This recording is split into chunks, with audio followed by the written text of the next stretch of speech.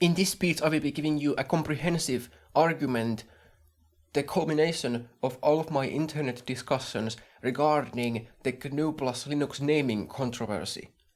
I will get right into it, starting with the first biggest question to the people who say that Linux as a kernel is an operating system. What is GNU then? GNU is the kernel that macOS uses.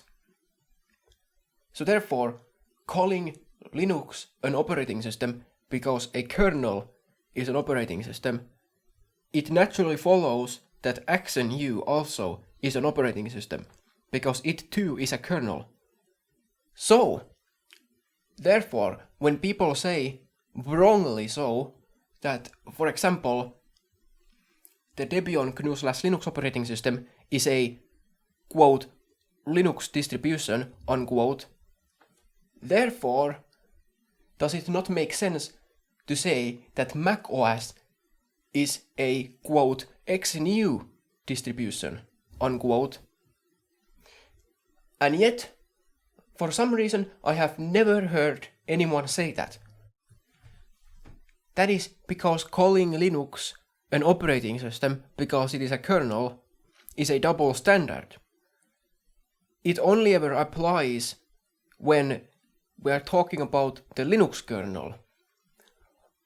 A kernel is only ever an operating system when we are talking about Linux.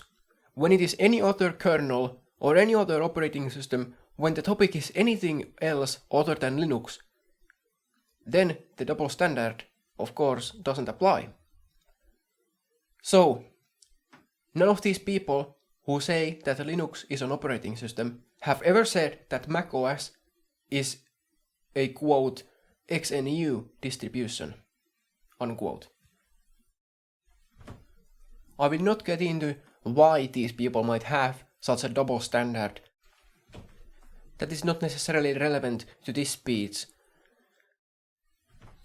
Now I will get to the next point. If you believe that Linux is an operating system because a kernel is an operating system, then explain to me what exactly is Debian GNU/kFreeBSD. On all the discussions I've had, all the internet comment section discussions, and with all the people, every time I have brought up Debian GNU/kFreeBSD, there has never been a single answer explaining what exactly it is. It is as if these people, their entire worldview falls apart when Debian GNU/kFreeBSD is brought up. It doesn't make sense to them. They cannot process this information because it is in contradiction with everything they believe. Not a single time have I gotten an answer. I have asked it so many times from so many people. Now, Debian GNU/kFreeBSD, if I had to explain what it is, then I would say this. Debian GNU/kFreeBSD is a GNU operating system using the kernel from FreeBSD instead of Linux that is commonly used in combination with GNU to create a complete GNU+Linux operating system. So therefore, Debian GNU/kFreeBSD is a GNU operating system much like GNU/Linux or GNU+Linux. But the difference is that GNU kFreeBSD is using the FreeBSD's kernel. So you take one component out of the complete operating system that is FreeBSD, you take that component, the kernel, and you put it into the GNU operating system, specifically the Debian variant of the GNU operating system, and you form Debian GNU/kFreeBSD. Debian is a variant of GNU. Because GNU is free, libre software. Anyone can take the software's source code and make their own versions of it and all that stuff. So therefore, there are many different variations called distributions of GNU. Debian is one such variant. One version of the GNU operating system, basically. An implementation, perhaps, is a better word. There are multiple different GNU operating systems. So there is not one the GNU operating system. Every GNU distribution is a GNU operating system. So Debian is one such example of a GNU operating system. Debian implements the GNU operating system, and there are multiple versions, offerings. There are multiple versions of Debian available with different kernels. Historically, there have been numerous examples. Debian is of course most popular version of it is the one that uses the Linux kernel. So Debian, as a distribution of the GNU operating system, offers the user the choice of multiple kernels, or rather I should say historically has offered the choice of multiple kernels. But if you're just talking about the technology, not the current state of things, I'm not talking about which version is currently maintained and whatever. That's not the relevant thing to this speech. What's relevant is that there have been historical examples of different versions of Debian. So the current state of things, whether some Debian GNU kFreeBSD is still maintained, that's not relevant. So I just want to clarify that.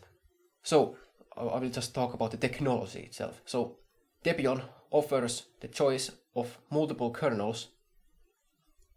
Most commonly, the most popular one is Linux, of course.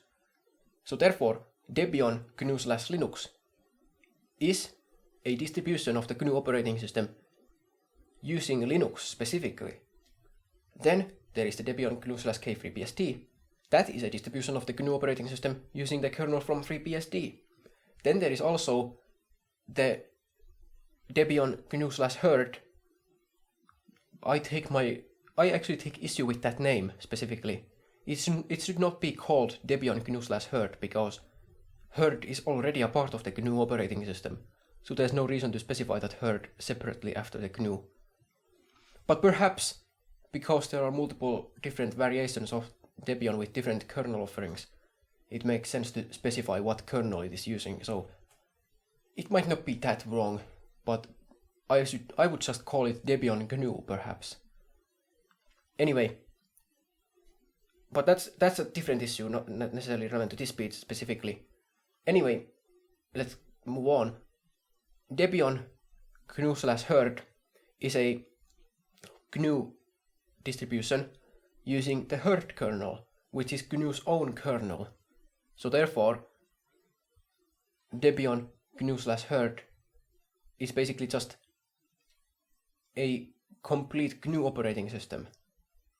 And again, I specified that it is indeed a GNU operating system, because there are multiple different distributions of the GNU operating system. Debian GNU/Herd is basically a complete GNU operating system in the sense that it is not using a kernel from another operating system or project of some kind. Then also I will mention this. Although Dyson OS has never been an official version of Debian or even called Debian, it is Dyson OS, it was never called Debian. It was never named Debian or something like that as far as I'm aware. It is not official Debian, but Dyson OS is, technologically speaking, it is Debian, but combined with the Illumos kernel. The Illumos kernel is of course derived from OpenSolaris, which is a free software release of Solaris, which is a Unix System 5 release, I think. Unix System V release 4 or something like that. I don't remember exactly the numbers and all those. that's too specific to remember off the top of my head what those Unix System 5 release 4 things were. Yeah, that's difficult to remember. But anyway, regardless, Illumos derives from there, and the Illumos kernel, when used as the kernel for the Debian GNU operating system, is another example of a GNU operating system implementation using a different kernel. So in total, I'm aware of 4 different versions of Debian. Debian, again, a version of GNU, or rather I should say a distribution of GNU. Yes, a distribution of GNU. So therefore, Debian is a GNU operating system, among many. It is offered to the user with 4 different versions, 4 different options for a kernel. So there's the Linux kernel that is very popular. There is the FreeBSD kernel, GNU's own kernel Herd, therefore making a complete GNU operating system without any other software from other projects replacing the GNU software in that way, whatever. And then there is the Illumos kernel, which is an unofficial version of Debian.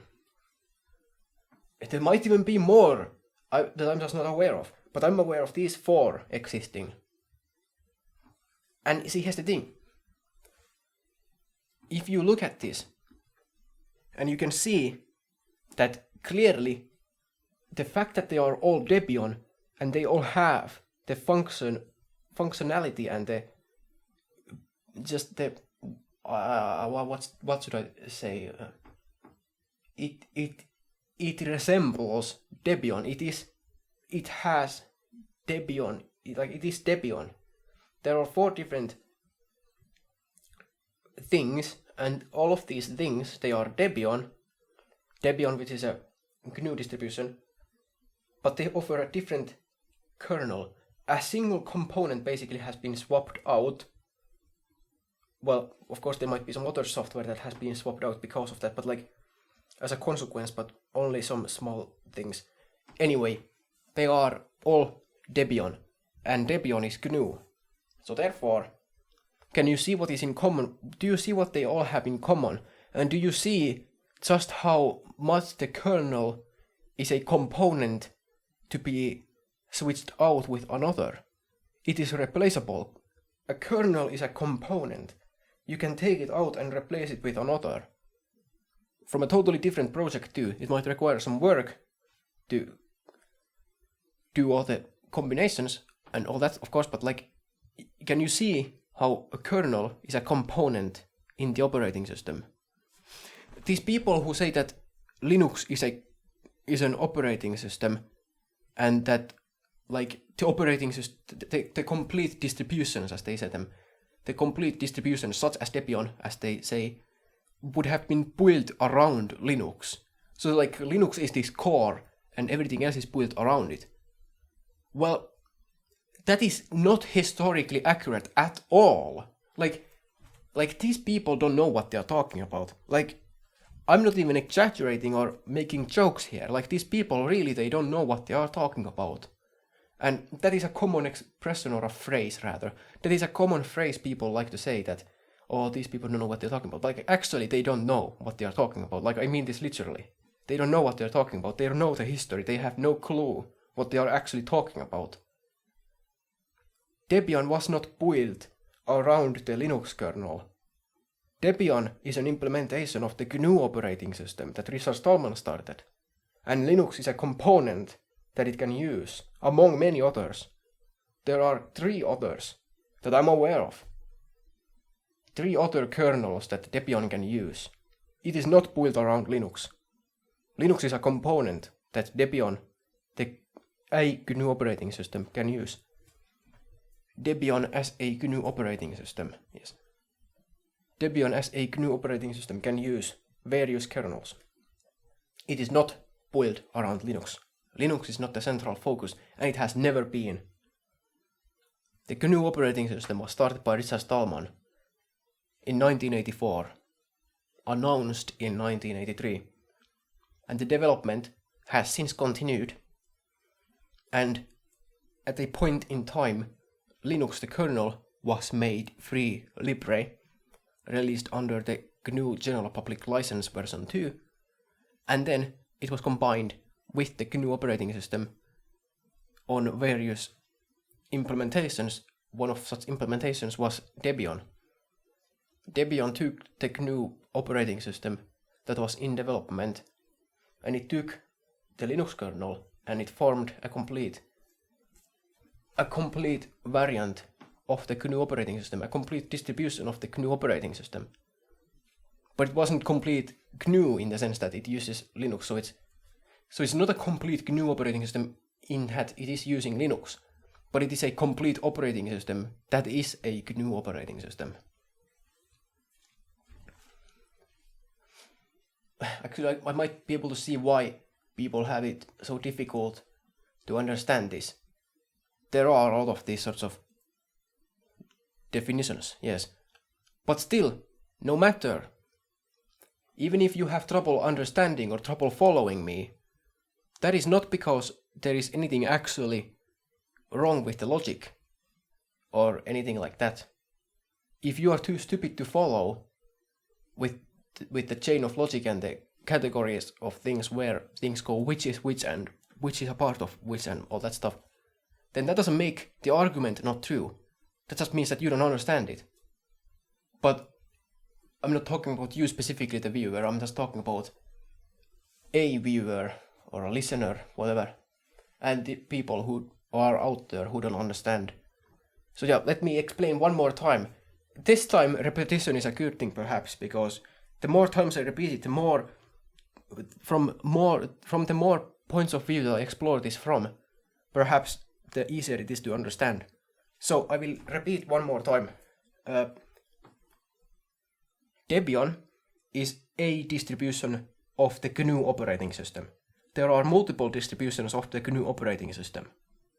So, examples then: Fedora, Arx, Gentoo, OpenSUSE, those, they are distributions of the GNU operating system.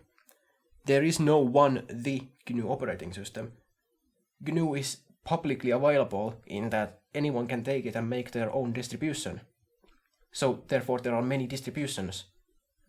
And Debian is one such distribution. Okay? So Debian, a distribution of GNU. Then of Debian there are multiple different variants. Debian comes in a few forms. There's the Linux using variant, then there's the herd using variant, then there is the historical GNU kFreeBSD variant, and then there is also the other historical unofficial Dyson OS, which uses Ilmos kernel. So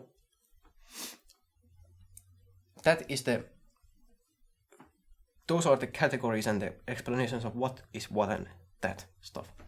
So it is a mistake to then think that Linux is the core. It's not. It has never been. I already explained that. Yeah, GNU is at the top of the tree. This tree of categories and things like... I should perhaps draw like a graph. Yes, I should probably draw a graph that has all the entries and there is this good visual way to represent what is what and how this is structured. The structure of these distributions, so that it's not that difficult to understand. So anyway, I have now explored that perhaps far enough, and I will now address the next thing. So now, of course, since we are talking about kernels and operating systems and all that stuff, it is important that we have an actual definition for an operating system, is it not? And oh yes, I do happen to have a definition for an operating system. This is my own definition actually, but I believe it is the correct one. So, I will give it to you now.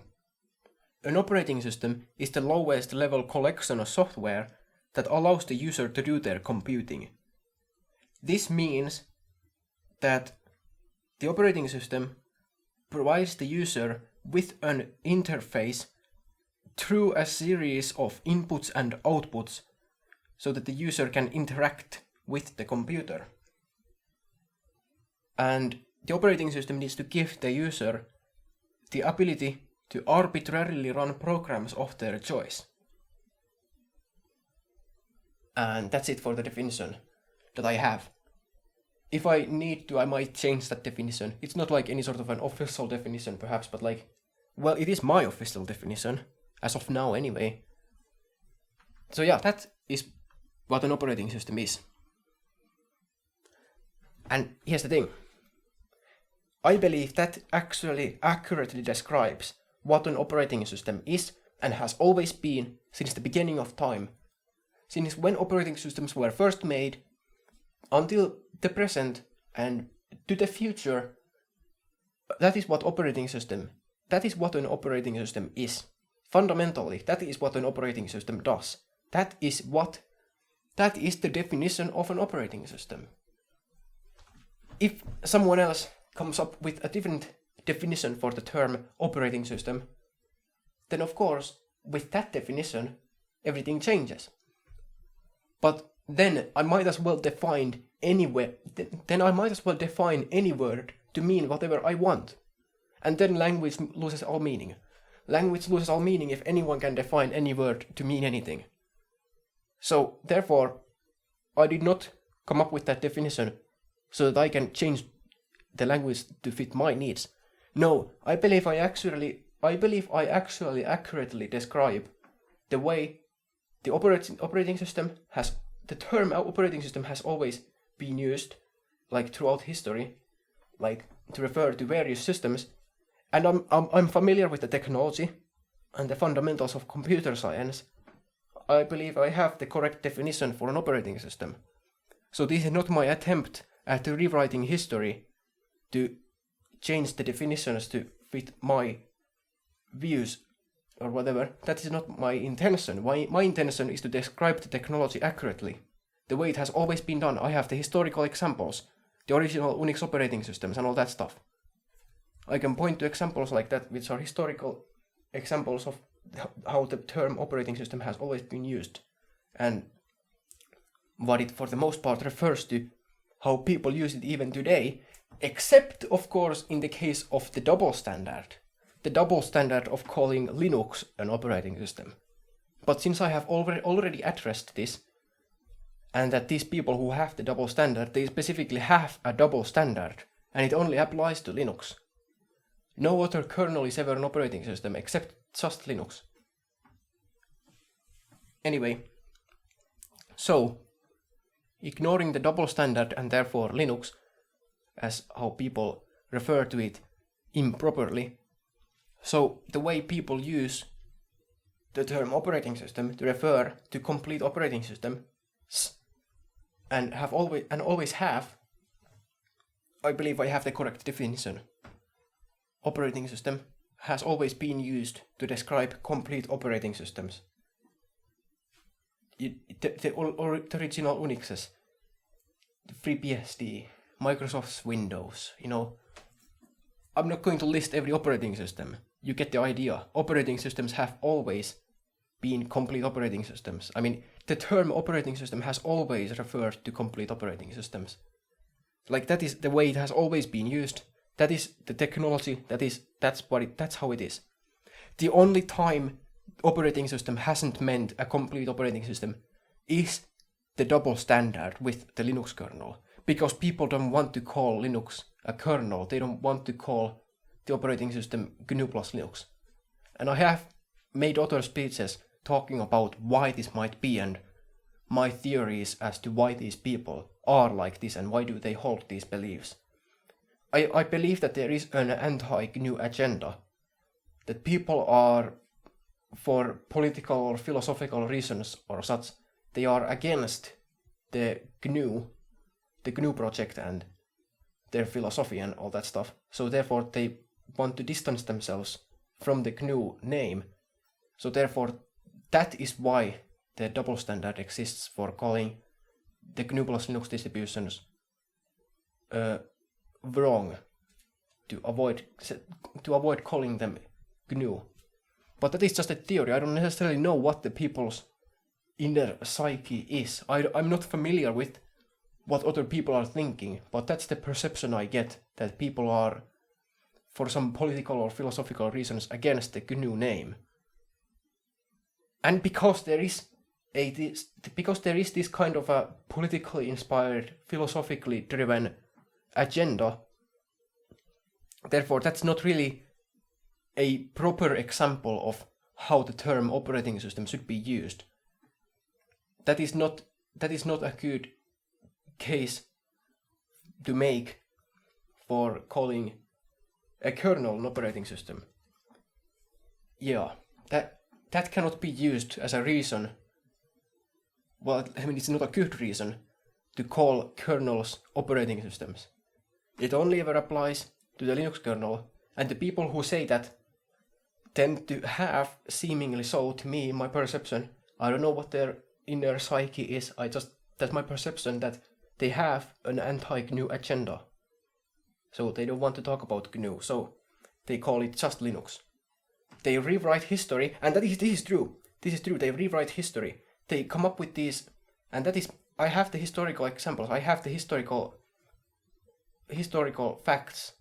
They do rewrite history. They do rewrite history to explain how this origin story, which is inaccurate, that Linux was started by Linus Torvalds and then all the operating systems were built around it, and using some tools, as they call GNU, they made complete Linux distributions, as they call them. And that is the story they tell, and that is just as false. That's historically inaccurate. These people don't know the history, or they are intentionally rewriting it to fit their own political beliefs or whatever it might happen to be. So, they rewrite history. Linux was not the point of origin. Linux is not the point of origin. You have to get that in your head. If you believe in calling the operating system Linux, you need to get this into your head. Linux is not the point of origin. Linux is not where it started. It is not. Richard Stallman started the GNU operating system in 1984. And Linux is a component of an operating system that was added in to the, at the time, incomplete GNU operating system. But it was from the start a project to create a complete operating system. So therefore, Linux is a component for an operating system, completed a variant of GNU. Because fundamentally, Linux is a mere component of an operating system. A kernel is a component of an operating system. And do you want historical examples and such things from people who know what they are talking about and experts of the field and all that stuff? Well, just look at the original Unix from AT&T. Those people did not call the kernel an operating system. They specifically specified that the kernel is at the core of the operating system. The complete operating system, which has more than just a kernel. A kernel is a component of the operating system. That is how those terms were used from the start. And GNU+Linux is a Unix-like operating system. So it is technologically like a close relative of the original Unix. So we are talking about the original Unix here, and like these are like some of the very first operating systems like ever. Like these are like going at the very origin of like computer science, like in the operating system world and all that stuff. Like we are talking about like these original things. Original Unix. It was not called, I mean, the kernel of the original Unix was not called an operating system. It was the kernel. They called it the kernel, and it was at the core of the operating system. Ever since then, that's how it has always been. It is these people who call Linux an operating system who are rewriting history on several areas. They are rewriting the history and the origin story of the GNU+Linux operating system. They are rewriting the history regarding the structure and how the specific components of the Unix operating system have been referred to as. They are rewriting history like this, and it's just silly. And like, who's in the wrong here? I mean, if like if you look at it as someone who doesn't even know what like operating systems are, like if you're just someone who doesn't even know anything about computer science, who is in the wrong here? If you recognize like the fact that like here I have the historical examples, and then the opposing view rewrites history. Who is in the wrong here? Like it doesn't even take someone who knows computer science. It just takes someone who can see the history and see that Unix, a complete operating system, contained a component called the kernel. Like if you can see those historical facts, and the GNU operating system started by Richard Stallman, and Linux being a component of an operating system, the kernel, much like the kernel of the original Unix, that component was put into the GNU operating system.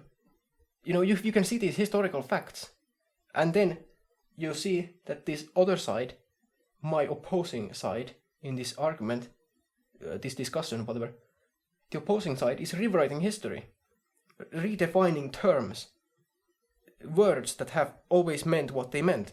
They are redefining the language, rewriting history. So yeah, who's in the wrong here? It doesn't even take someone who knows computer science to see who's wrong here. But I will talk about computer science. So, just to explain the comprehensive explanation, just to get a comprehensive argument, to have a comprehensive argument, to form a comprehensive argument, whatever. So, yeah, I mean really, who's in the wrong here? It doesn't take a computer scientist to see who's wrong. Like, the general rule is that, you know, perhaps it's the people who rewrite language and rewrite history on several occasions. Perhaps they are the ones who are wrong. Yeah. Well, that's what I would say, and do say. But even more so, I have the actual arguments and all that to back it up too. The computer science. So fundamentally, a kernel is a component. So, talking again about the definition of the operating system that I gave earlier.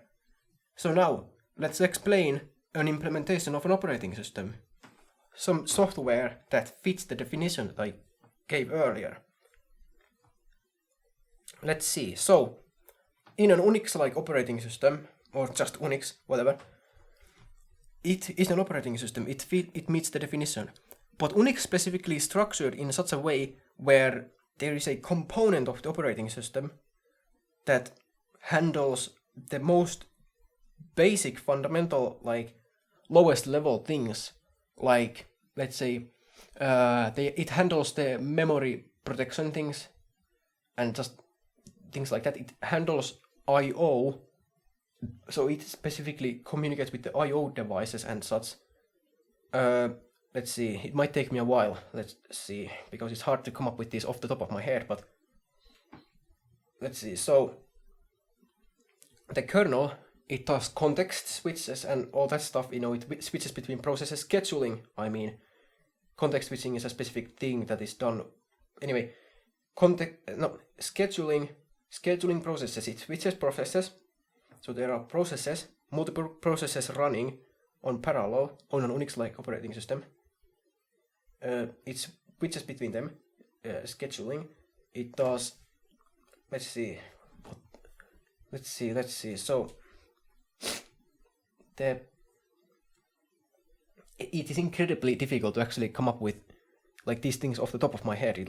For some reason it's just difficult. But let's see. Well, if I pause the recording and I look up the things so that I can give you all the facts. So yeah, I'm gonna do that. Okay, so I got here a list of all the things, or at least some of the things that a kernel does in an Unix-like operating system. So let's see.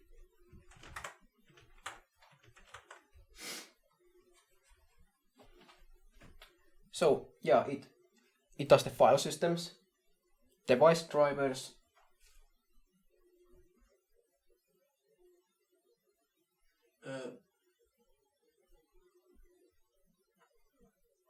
you know, fundamentally, like, I guess I don't need to list every specific, like, small things like that what the kernel does, perhaps I should just explain the role that it serves, the fundamental role. Well, fundamentally, it's basically like it is the thing that connects the software to the hardware. It provides the rest of the operating system a sort of like a protocol to communicate with the hardware. So like to use the hardware's features. So the features that the hardware offers, the capabilities, all the hardware things, it provides like a sort of interface perhaps for the software that runs on the rest of the operating system and other software running on the operating system also. It provides like this sort of a connection where it can utilize the software on the operating system can utilize the hardware. So the kernel is the component that gives this sort of an interface for this utilization of the hardware. You know, that's not really a good explanation, but whatever, that's just me with words. Anyway. Yeah, but like, the stuff is out there for you to read. You can go and read about what the kernel does. Like, I don't need to explain in this speech specifically what the kernel does.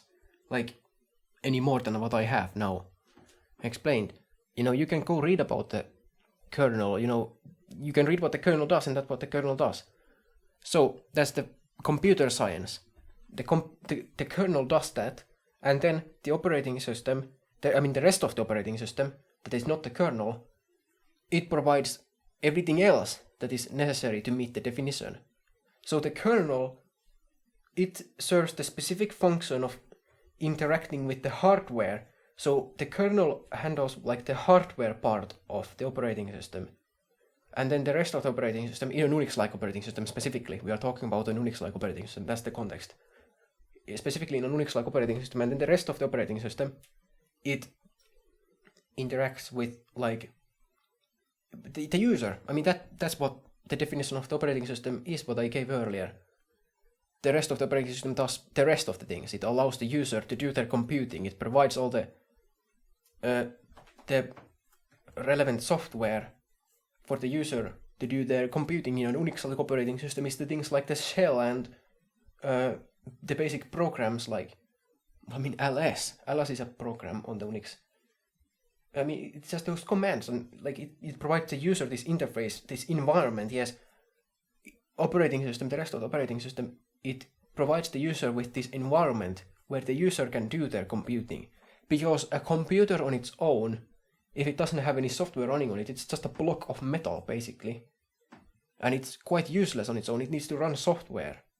So that the user can do anything with the computer, an operating system is the thing that allows the user to do their computing. On its own, the user cannot use the computer itself. I mean, actually, it depends on the computer. I mean, it can be used. I mean, like, there are, like, a computer fundamentally can be used without an operating system. Like, it's just the fundamental of a computer. Of course, it can be used. You know, you could have some manual switches where you just flip the bits on and off to communicate with the computer. That can be done. But I mean, that's not like what I'm trying to say. Like, I'm trying to say like an operating system is what provides with this environment, a software environment specifically with the I/O, so that you don't need to interact with like the hardware specifically, like with the hardware like that. You can communicate with the software. This is a software environment for the user where they can do all the computing. The ability to run arbitrary programs, for example. But perhaps there might be more to the definition. I might add something to the definition. So that definition might not yet be complete, but it is a pretty good definition, I believe. Anyway, the operating system, it provides the user with this environment where they can do their computing.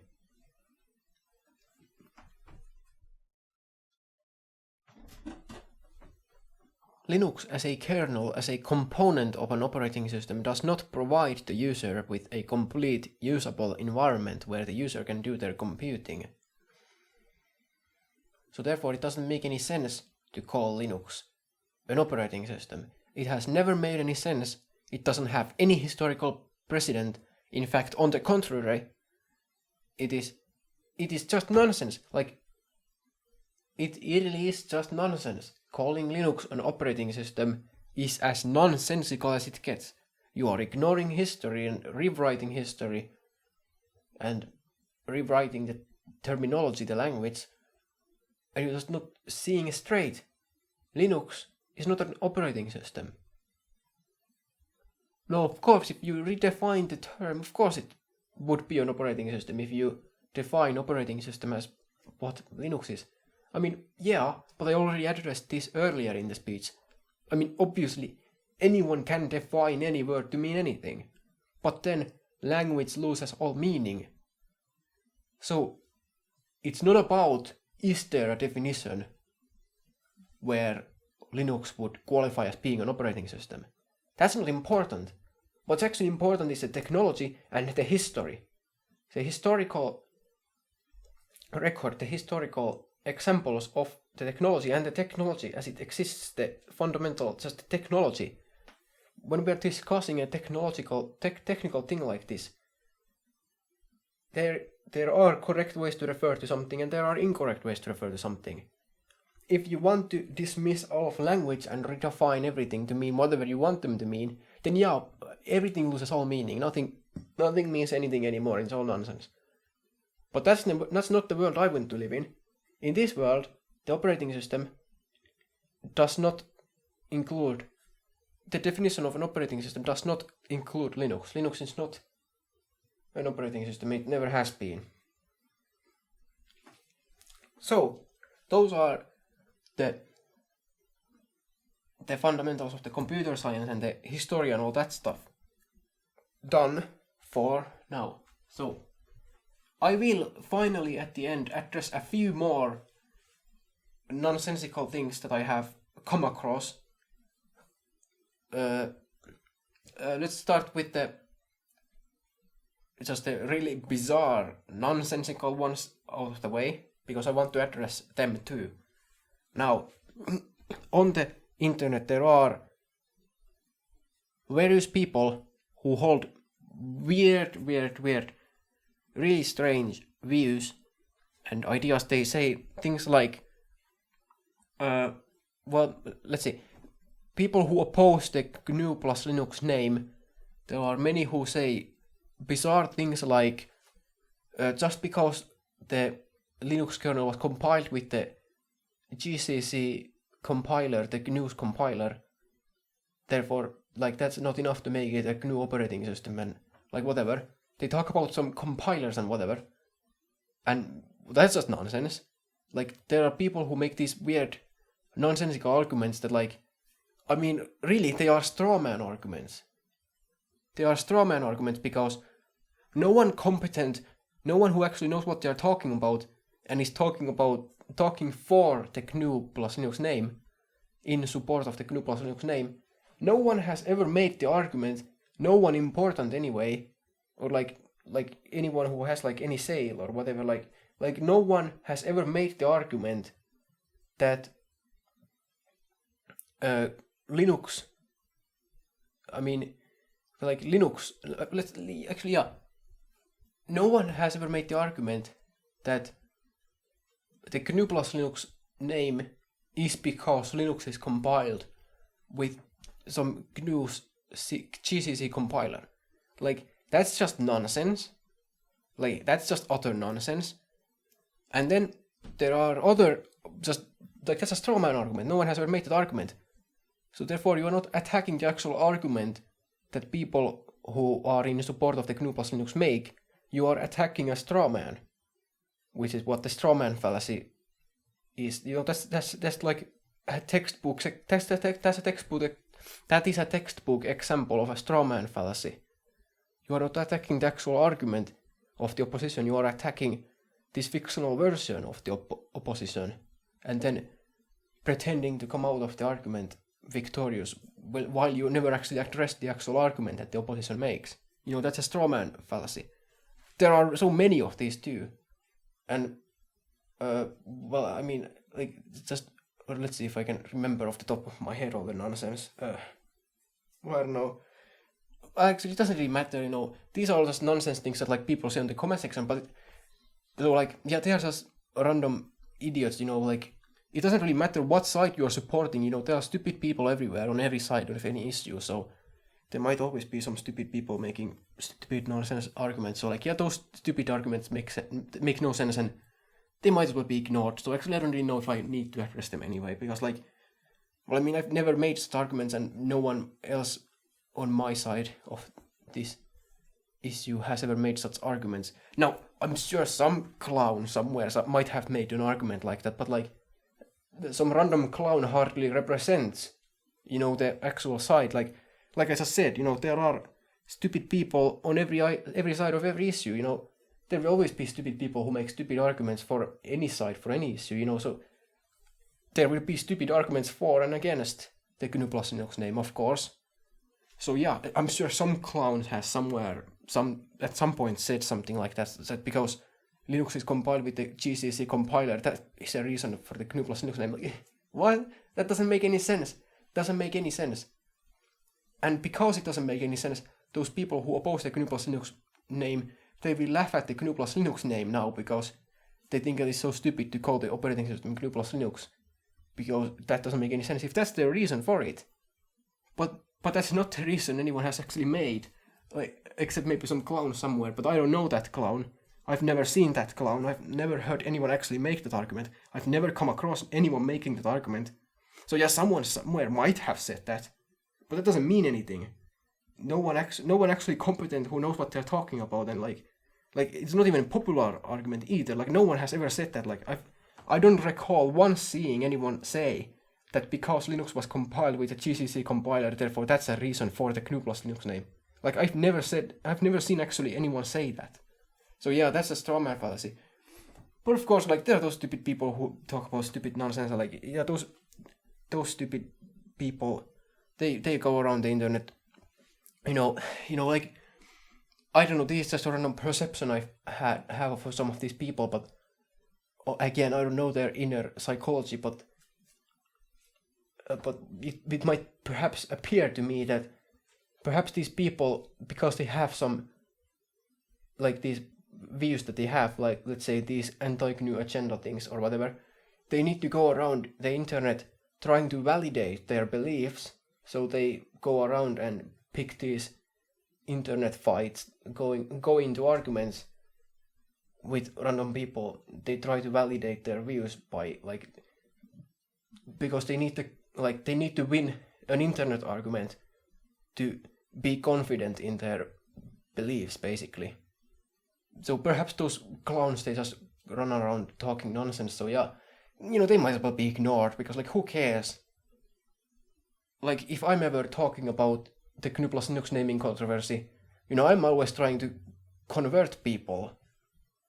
You know, I'm trying to, like, actually explain, like, the reason why you should call the operating system this way. So I'm always trying to convert people, but, like, yeah, maybe some of those people are not really interested in any higher meaning like that, or any purpose or goal. They just want to validate their silly beliefs, so they go around doing that sort of thing on the internet. No, I don't know. That's just a theory again. I don't know. I really don't know. Like, whatever people think in their heads, you know, who fucking knows? It is a mystery. Anyway, yeah, let's see. So, is there more to say about these sorts of? I mean, of course, they are the most stupid thing ever. Like this is the most stupid thing ever. Like, the people, when they say this, like, they are mocking the GNU/Linux name because, like, they think that, like, it's too long. Like, there are too many things in the name. They are mocking it, and because they perceive GNU as just a set of tools or whatever, according to that incorrect rewrite of history, they perceive GNU as being insignificant, and therefore the people who support the GNU+Linux name, demanding GNU be in the name, they then perceive that, the opponents of the GNU+Linux name, they then perceive that as, like, well, if this insignificant thing has to be in the name, well, then how about just everything on the system has to be included in the name? So then they include all the X11s and the desktop environments and all the software on the system in the, like, this software / this software / this software, and this software / this software / this software, and, like, it's this long name. where like there's these bunch of these slashes and there's like stuff in the middle, or like all the software listed there. But the only thing this demonstrates is the ignorance, the lack of understanding why exactly the GNU is in the name. Because you see, the GNU is not in the name because it's just a program that people want to be in the name. No, you see, it's a fundamental misunderstanding. It is like, this is like one of the purest like examples of just the ignorance. Like, people just, they don't know what they're talking about. This is one of those examples. They don't know what they're talking about. GNU is not just a tool set, like it's a set of tools that was used to like build an operating system around Linux. Like, that's just historically not accurate. I've already explained this earlier. But I will still explain it specifically from this point of view. GNU is not just a program on the Linux operating system as these people perceive it.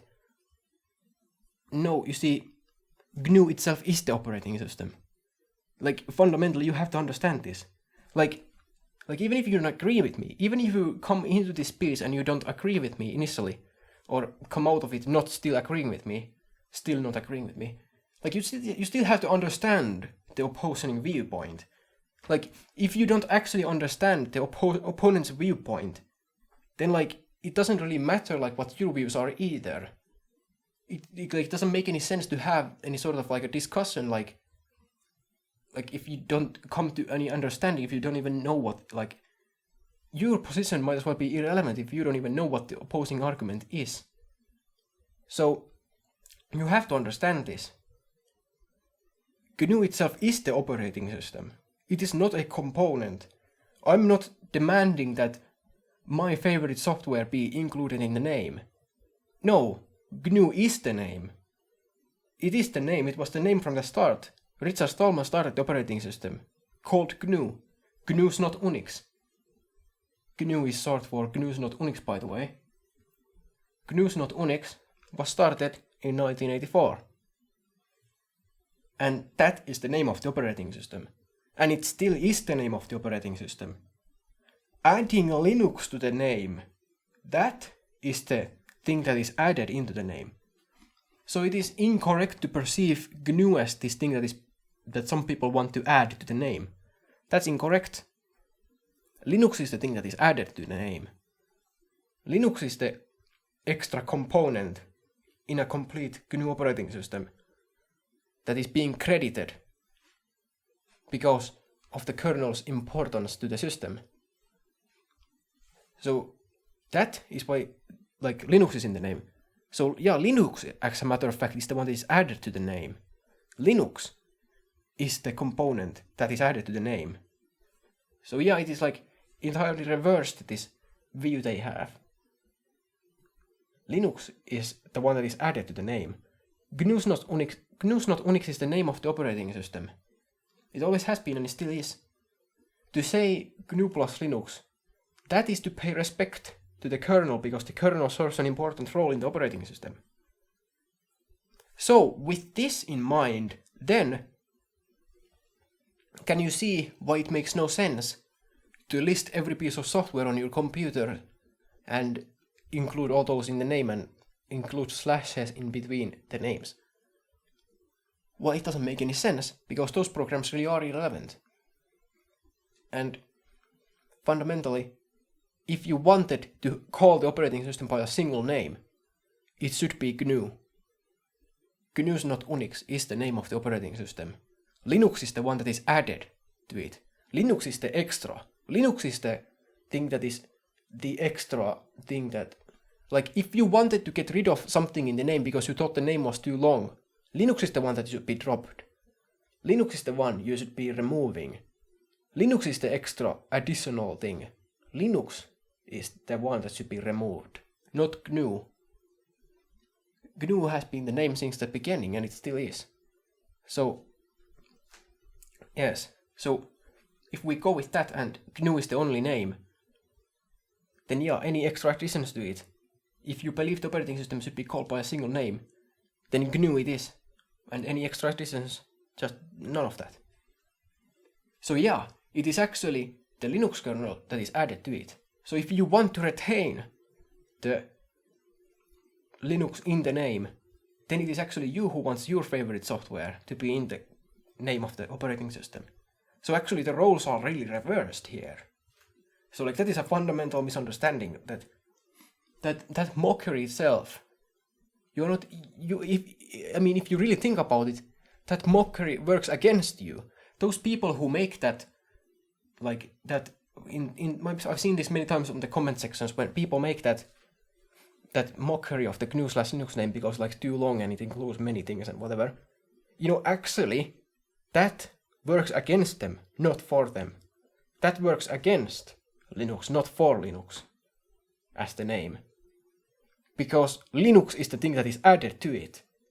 So if you're mocking the fact that there are too many things in the name should be a single name. Well, then actually that's a reason to drop Linux, not a reason to drop GNU. So yeah. Okay, well let's do what you want. If you want the name to be a single name, then here it is, GNU. Yeah. You shouldn't be against including the Linux in the name. I mean, you shouldn't be against including multiple things in the name if you want Linux to be in there. If you're such a big fan of Linux, then you shouldn't be opposing the idea of having multiple things in the name. Because if there are no multiple things, then it's just GNU. Right. Silly people.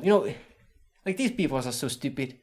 Like it is sometimes funny to make fun of stupid people because really they are stupid. Like stupid people make stupid things, like they say stupid things. It is sometimes fun to make fun of them. Yeah. And I say it has to be done, it should be done. Because those people really are stupid. And stupid people should not be given a say in how things are done. Well, maybe they should be given a say actually, because I believe in freedom of speech. So yeah, correction. Stupid people should be given a say. But in a proper world, the people who make decisions, they don't listen to stupid people. You see, I do believe in freedom of speech where everyone can make their case and speak their mind, of course. But people who are not stupid should recognize the stupidity of the stupid arguments and therefore dismiss them or just ignore them or whatever. Discard them, perhaps, is a more accurate term. Anyway, so yeah, it is silly. These people are stupid. Those people, they feel so confident in, their position. They are making these, what's the term? Wait, what's the term for it? Clever, yes. They feel like they are making this clever argument against the GNU+Linux name. Oh, I got you now, with this mockery of the GNU+Linux name, with the GNU/Linux name, with all these things, and the slashes. They think that they have this clever thing, but oh no, it was actually the other way around. You're mocking yourself. Yeah, it's just so fucking silly. This is so funny. These people are just so stupid. They are just so stupid. It doesn't get to their thick head to understand what is actually going on. It's just silly. Okay, I'm getting into this too much now. Let's move on, perhaps, to the next point, if I still have something to say. Let's see. So, let's see, what have I covered? There was that one. Let's see. So, what do I still have to say? Well, I mean, really,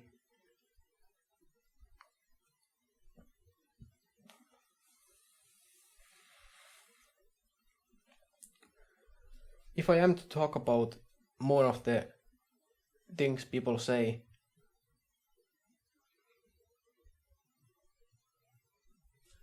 well, I mean, I guess that's enough for this bit. I have addressed all the things that need to be addressed. Addressed all the silly people, all the arguments, and yeah, ultimately, in the end, truth prevails. So yeah, and if you have an argument to make against me, I want, like here's the thing. I am completely open to listening to all the opposing arguments. If anything, I would like to hear some competent arguments against my arguments, because you see, I am ultimately for the pursuit of truth, and the important thing in making arguments is honesty and being truthful. You see, lies and deception are the friend of the person who is wrong, because the person who is right doesn't need lies and deception. Because if I have the truth on my side, then being truthful is the best thing to do. Anyway, so yeah, don't do lies and deception. Make good arguments. Good faith arguments are the most important thing. So yeah, I want to hear some arguments. And please, someone finally answer the question on GNU kFreeBSD. Just please, come on. Like I've asked this so many times. Please, someone already give me an answer. If you, dear listener, believe that Linux as a kernel is an operating system, just please explain to me Debian GNU as kFreeBSD. I haven't heard a single explanation from a person who holds that view. Like, please give me the answer. I want you to make an argument against me. Like try. Come on. Don't shy away. I'm open to criticism and all that stuff. So yeah, just try at least. Anyway, let's see. Oh, but I want to address the one final thing. The last one. It might have been the most recent discussion on the internet comment sections with a person who opposed the GNU+Linux name. Of course, I was having this discussion, and I believe it was the latest discussion, where their ultimate reason, their final conclusion, the ultimate resolution, the final reason for why the operating system should be called Linux and not GNU+Linux is because, well, that's what the people want and that's what the people say. So as in, people, they made the operating system, that's what the guy said, and then they want to call it Linux. So Linux it is because that's what people want to call it. And that is perhaps one of the most stupid reasons I've ever heard. Of all the stupid reasons, all the compilers and the nonsense reasons, like this, it's just, you don't even have an argument. At that point, you don't even have an argument for the name. You don't have history to back it up. You don't have technology to back it up. You don't have, anything. You don't have the opinions of some big important people. You have nothing. You have the argument that we want to call it Linux, so therefore Linux it is. Well, I mean, is that any way to define scientific terminology and whatever? Computer science is a science, and ultimately that argument, well, in some sense, it is perhaps at the same time the best argument and the worst argument. It really depends on your value system, actually, perhaps. Because, like I just said, that lacks all the reasons for anything. It doesn't have history, it doesn't have this, that, and the other. It doesn't have anything to back it up. Except the fact that many people want to call it Linux, so therefore Linux it is. This is certainly a really interesting argument. I haven't heard many people make this argument. So yeah, that is something to think about, that it is interesting. In that, well, I guess in some way where people inherently have value systems, and I've already addressed this now twice, that, anything can be defined to mean anything. Anyone can give any definition for any word. So I can see the argument there that if that's what the people want to call it, then that's what the people want to call it. I can see the value system in that. but because it fundamentally relies on a value system, then I must say this. Well, I do not share your values. So therefore, you're wrong. Because, that's what happens with value system arguments, because if you are relying on value systems, well, then you're fundamentally relying on that value system. Well, what happens what happens when I don't share your value system? I don't believe in that sort of a people's wish for for what is true and what is not true, and like what is the definition of things and whatever. Here's the thing. Popular delusion. I don't believe the will, or rather the opinion of 1,000 or 10,000, or it doesn't really matter, a big number of people. A big number of people who are wrong, they are still wrong. Truth is not defined by the number of people who support the view. So, no matter how many people there are who are wrong, they are still wrong. And fundamentally, I have the history, the structure of the operating system, the technology, and all that stuff to back up my argument. So if you want to make a value system argument, then that is certainly interesting. I haven't seen that many people do. So that is interesting, but I don't share your values. So, yeah, well, I guess it's just a holy war then, in that case. But, whatever, but still, on a value system where a person values truth, objective truth, I might add, where people's opinion does not distort reality. Because, fundamentally, a value system like that person mentioned, where, because people want to call it Linux, then Linux it is, ignoring all history and the structure of the operating system and all that stuff, ignoring all the, actual reasons, all the facts.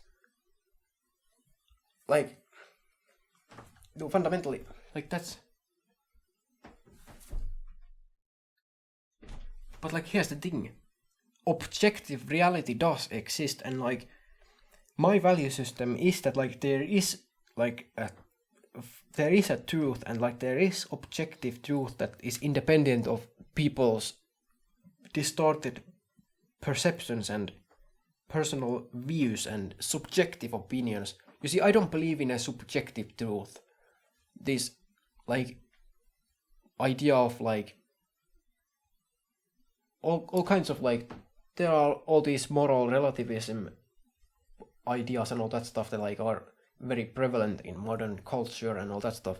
I don't believe in any of that stuff. There is no way that there are multiple different truths that are true at the same time that are in contradiction with each other. And, yeah, I recognize that, there are paradoxes. But fundamentally, the reality does exist. There's this example that is good to use. If I drop a hammer to the floor, the hammer drops on the floor. I don't care what your perception of it is, and whatever philosophical implications that has in your head and in your value system, I don't care. If I drop the hammer on the floor, it drops on the floor. I didn't invent this analog, but it is a really good one. It drops on the floor, and there is an objective reality. I believe that there is a correct way to do things that is not dependent on people's whims. So therefore, the argument that the operating system should be called Linux because of a fundamentally just a value system argument, that people's opinion matters in that sense, well, I see that as nonsense. We are basically saying that, well, the hammer didn't drop on the floor because, well, the people say it didn't. There's this large group of people who say that the hammer didn't drop on the floor, so therefore it didn't. No, that's not how you define reality. So, yeah. That is basically all the arguments that I can right now think of during this speech against the GNU+Linux name addressed. So, this is my comprehensive answer and an explanation the argument for the GNU+Linux name, debunking and arguing against all the arguments against the GNU+Linux name. So, yeah, like I already explained, please do make your arguments against me. I'm glad to hear them, I guess, but like, yeah, just stick to actual good faith arguments. Just don't do it with all the strawman arguments. Address what I said. That's what I want. If you're going to answer, if you're going to make a response to this or something, if you want to make an argument against me, address what I said. Do not do strawman arguments. Enough with the strawman arguments. Address what I said. So, yeah, make good faith arguments, be truthful, and, historical examples, the good stuff. I believe I have all that on my side, so you're going to have a pretty tough time trying to argue against me. Because, like I just said, the hammer drops on the floor, I don't care what you think of it. And I have the history on my side. Unix, in the beginning, a kernel is a component of the complete operating system. I have the history on my side. So you're like, really, like, what do you have against me? I'm open to hearing it. Yeah. Do challenge me, or rather, I challenge you. Yeah, do make the argument.